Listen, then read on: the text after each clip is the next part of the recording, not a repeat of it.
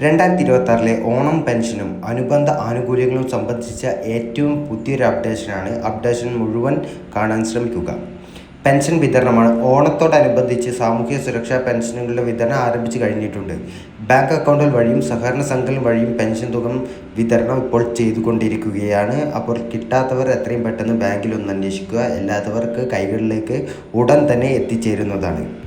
ഇനി കൂടുതൽ ആനുകൂല്യങ്ങൾ നോക്കിയാൽ തൊഴിലുറപ്പ് പദ്ധതിയുടെ അതായത് മഹാത്മാഗാന്ധി അയ്യങ്കാളി അംഗങ്ങൾക്ക് 1200 രൂപ വീതം ഓണസമ്മാനം നൽകുന്നുണ്ട്. കൂടാതെ സർക്കാർ ജീവനക്കാർക്കും അധ്യാപകർക്കും 4500 രൂപ ബോണസും അനുവദിച്ചിട്ടുണ്ട്.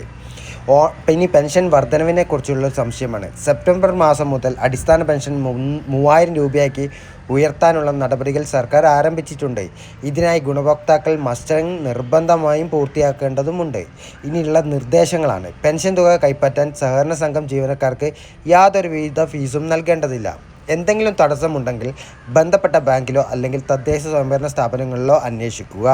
ഇതുപോലുള്ള എല്ലാവിധ അപ്ഡേഷനും പെൻഷൻ അപ്ഡേഷനാണെങ്കിലും ഈ വാർത്താ അപ്ഡേഷനാണെങ്കിലും അവധി അറിയിപ്പും എല്ലാം ലഭിക്കാൻ ഈ ഒരു ചാനൽ ഇപ്പോൾ തന്നെ നിങ്ങളൊന്ന് മറക്കാതെ സബ്സ്ക്രൈബ് ചെയ്ത് വീഡിയോ ലൈക്ക് ചെയ്ത് കാണാൻ ശ്രമിക്കുക.